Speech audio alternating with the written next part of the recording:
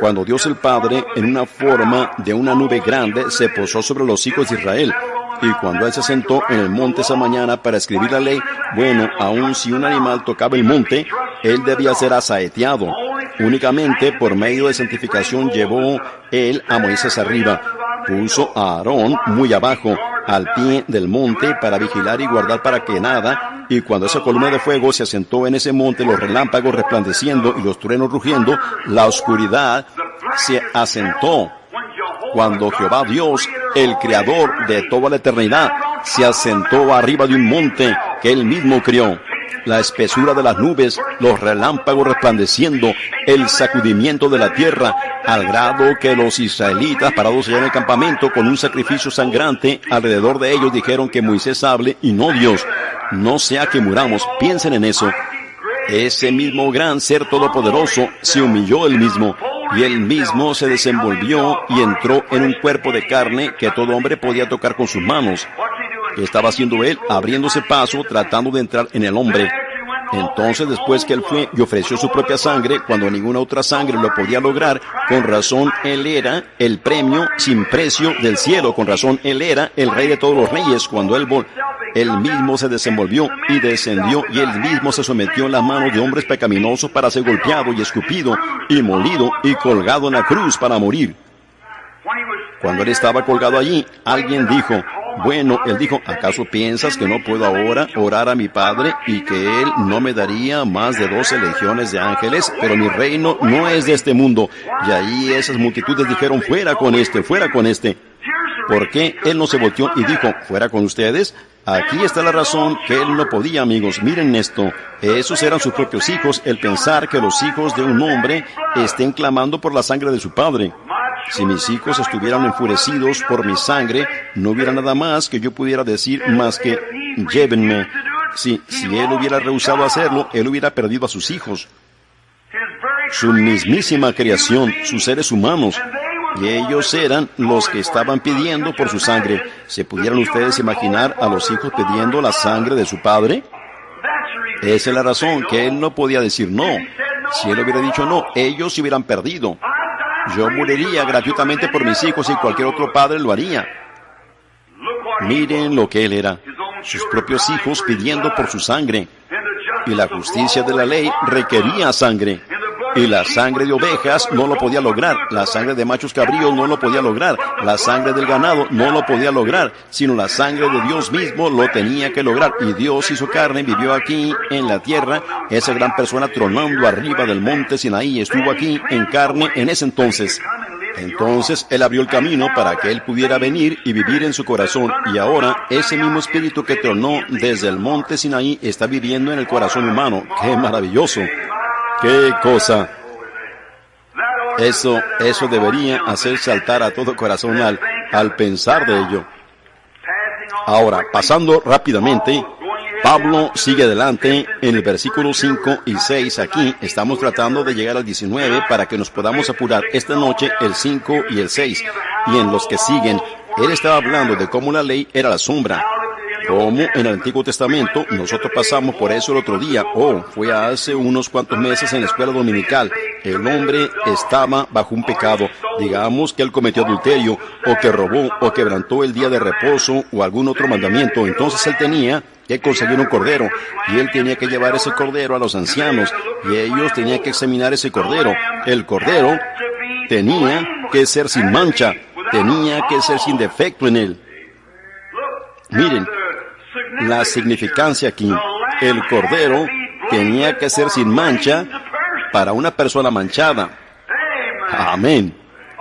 Yo espero que ustedes lo vean. Hermanos, yo recuerdo una pequeña historia, yo no sé si se las he contado a ustedes o no, solo es una pequeña historia de ficción que bajo la ley, si la yegua tenía un potrillo, y él era un mulo, ustedes saben, y tenía sus orejas caídas y sus rodillas golpeaban, y era visco, un mulo que se miraba horrible.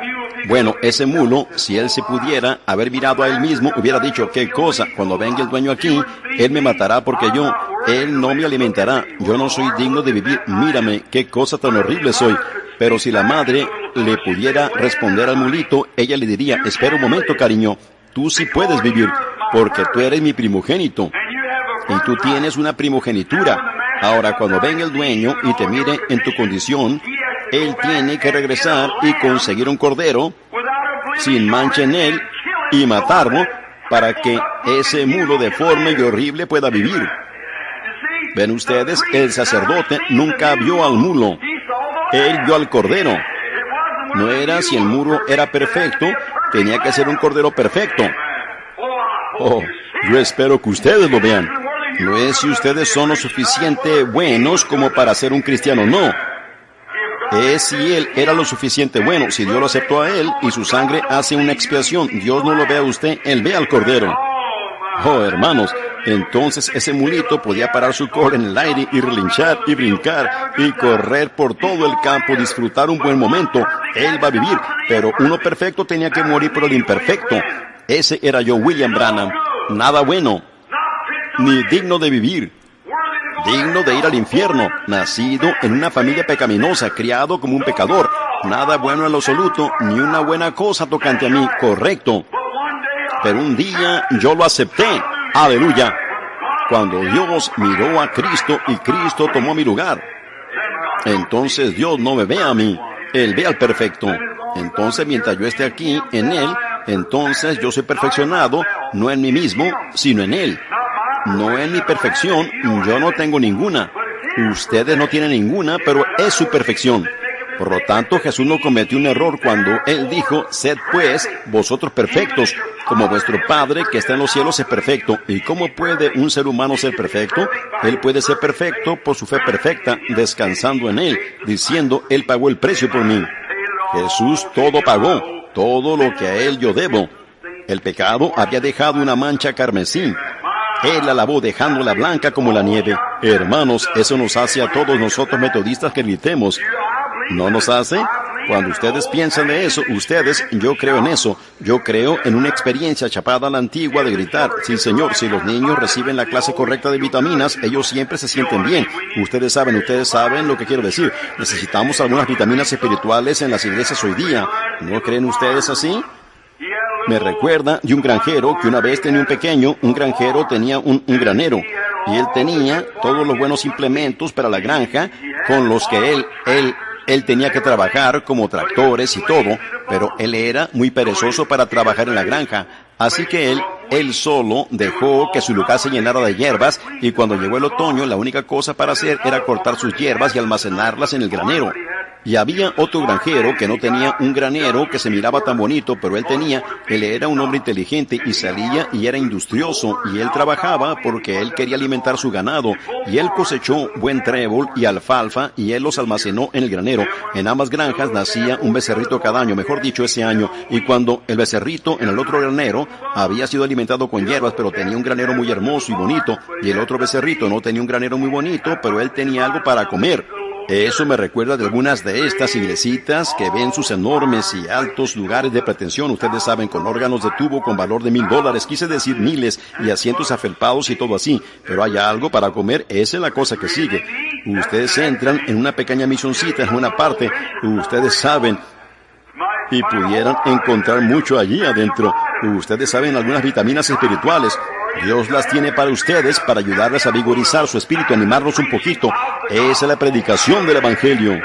Aleluya. Si eso no anima a la iglesia, no hay nada que la animará. Fe viene por el oír de la palabra.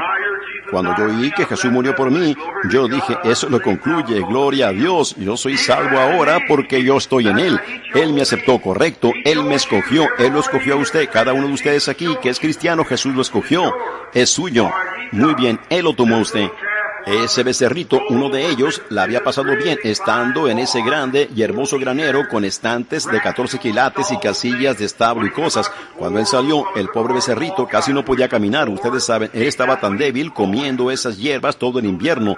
Así que el otro, él salió al terreno del granero, ustedes saben, y el viento caliente soplando, como que el viento casi lo tumbaba. Él estaba tan débil. Y en el otro lado, ese otro granjero soltó a su becerrito y él estaba todo gordo y redondo. Ustedes saben, hermanos, él estaba en buena condición. Cuando él salió, allí empezó a brincar y a retozar. Ustedes saben, estaba disfrutando una buena y grande reunión pentecostal, solo brincando por todo allí. ¿Saben ustedes lo que ese becerrito hizo? El que estaba en el granero grande, que tenía las cosas grandes, ustedes saben, él miró allí, miró a través de una hendidura y dijo, ¡qué fanatismo! ¡Qué fanatismo! Aquel becerrito se estaba sintiendo bien, con razón le podía brincar, él había engordado, él se sentía bien. De esa manera es cuando un hombre verdaderamente recibe sus vitaminas espirituales, va a la casa de Dios y su alma se alimenta de la palabra de Dios. Él sabe en dónde él está parado, todas sus supersticiones viejas se desvanecen y la adoración del diablo y todo lo demás sencillamente se disipa cuando ustedes ven que Jesucristo murió en lugar de ustedes, tomó su lugar allí en el Calvario. Amor puro y divino llega allí. Me hace que me comporte mal para el mundo de vez en cuando. Yo sencillamente me siento muy bien al respecto porque me harto de vitaminas. Por eso es, de estas buenas y antiguas vitaminas de aquí.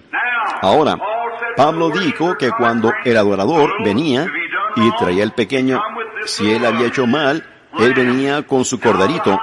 Ahora, el sumo sacerdote lo examinaba, o mejor dicho, el sacerdote examinaba, se aseguraba que no hubiera algo mal en el cordero, lo examinaba y veía si estaba bien. Y si estaba, entonces él ponía el corderito en el altar. Y allí venía el hombre que había hecho mal. Él decía, bueno, yo he estado robando y yo ahora sé que estoy sujeto a muerte porque he hecho mal. Dios no quiere que yo robe. Su mandamiento dice que no lo haga. Ahora yo voy a poner mis manos sobre este corderito y los mandamientos de Dios aquí dicen no robarás y yo he robado. Así que yo sé que estoy sujeto a muerte. Algo tiene que responder por mi pecado porque yo robé. Y Dios dijo que el día que yo comiera, ese día moriría. Así que yo robé. Y Dios dijo, si tú robas, tú tienes que morir por ello. Así que él requirió que si yo no quería morir, yo tenía que traer el cordero. Así que yo pongo mi cordero aquí y pongo mis manos sobre la cabeza de este corderito que está balando y balando. Y yo digo, Señor Dios, lo siento haber robado. Yo confieso y te prometo que ya no robaré. Si tú me aceptas ahora y por mi sacrificio y por mi muerte, este corderito va a morir en mi lugar. Entonces ellos tomaban el gancho grande y lo ponían en su gargantita y se la cortaban así, lo sujetaban así y el corderito balando y balando, la lana toda ensangrentada y su pobre hociquito y él balando, balando, balando, y cuando menos pensaba salía toda su sangre y él inclinaba su cabecita. Eso lo concluía todo. Entonces hacían un récord allí del hombre y lo ponían al lado del arca, así que ese hombre había hecho una confesión. Si él lo hacía la segunda vez en un año, él tenía que morir irremediablemente, él tenía que morir con el cordero. Ahora, eso era en el Antiguo Testamento. Él salía de allí, tan pronto como él confesaba, salía de allí, y quizás él había cometido adulterio, quizás él había hecho algo mal, mucho más. Cuando él salía de allí, quizás él había matado a un hombre, quizás cuando él salía, de todas maneras, él salía con la misma cosa en su corazón que había tenido cuando él entró. No había ningún cambio en él, únicamente que él, por la ley, por la letra de la ley, respondía al requisito. Ahora, eso no podía hacer, no podía cambiar su corazón. La única cosa que él sabía era que estaba mal, porque él lo leía en la ley y que el cordero moría en su lugar. Ahora, cuando vino Jesús, ¿ven? La sangre de Cristo, ¿ven? ¿Qué clase de sangre fue la que él sangró? La sangre animal. La vida animal dada por la vida humana. Simplemente no puede quitar el pecado. No puede. Ahora, cuando vino Jesús, no era únicamente vida humana, sino que era la propia vida de Dios mismo. Eso es lo que estaba en su sangre. Ahora vemos que hacemos mal. Oh, yo he hecho mal. Yo he pecado. Yo he vivido mal. Yo he hecho mal. Ahora, yo vengo al altar. Por fe, yo veo el sacrificio. Yo pongo mis manos sobre la cabeza de Jesús. Yo digo, querido Dios, yo sé que yo soy un pecador y la paga del pecado es muerte. Y si yo hago mal, tengo que morir. Y si yo muero, no puedo entrar en tu presencia. Yo seré castigado en tormento por siempre y para siempre. Así que yo estoy mal, Padre, y yo quiero estar bien. Y yo no quiero morir así. Así que pongo mis manos sobre su cabeza y su vida fue quitada por mi vida. Pero la cosa de ello es que cuando me voy del altar, yo me voy con un corazón cambiado. ¿Ven? El primer hombre salía bajo la ley, bajo la sangre animal, y no podía cambiar su corazón, porque la vida animal no se puede comparar con la vida humana. El animal no le puede dar sangre al humano, ¿ven? El animal no lo puede hacer porque su vida es una vida diferente, y un animal tiene una vida, pero no un alma. Un animal es un ser viviente, pero no un alma. Pero Dios puso un alma en el hombre. Así que entonces mi alma, que es el alma, la naturaleza del espíritu. Y cuando el alma de Cristo fue dejada, mejor dicho, no fue dejada en el infierno, sino que fue llevada arriba por medio de la sangre, el derramamiento de su sangre, cuando Dios lo llevó al Calvario, mezcló su sangre allá en la cruz, y cuando Él estaba allí, moviendo su cabeza de un lado al otro, y la corona sobre su cabeza, de esa manera con espina, la sangre corriéndole por su rostro, goteando de sus guedejas, sobre sus hombros, clamando en lenguas desconocidas, Dios mío, ¿por qué me has desamparado? Allí está el Cordero. Ese es Él. Ese es el inocente, el que murió, para que yo, el indigno, pudiera ser justo, para que yo pudiera tener derecho a vida. Ese es el indigno, y ustedes son los indignos por los cuales murió ese Cordero. Miren, ustedes vienen aquí y ponen sus manos sobre Él, ¿ven? Y hacen su confesión, y Dios les responde con el Espíritu Santo como una confirmación, que Él los ha recibido a ustedes, con una sola ofrenda. Aquí está. Con una sola ofrenda, hizo perfectos para siempre. Ahí lo tienen. Pues el adorador, viniendo cada año, era continuo. Cada año regresaba y él tenía que regresar al año siguiente con el mismo deseo en su corazón. Pero cuando él mismo ofreció un solo sacrificio, todo pecado, todo deseo de pecado, y todo fue quitado del corazón del hombre, y él se para perfecto ante los ojos de Dios, no por lo que él hizo, sino por lo que Jesús hizo por él, y él aceptó el sacrificio del Señor Jesucristo. ¡Oh, qué cosa tan maravillosa, amigo! Miren,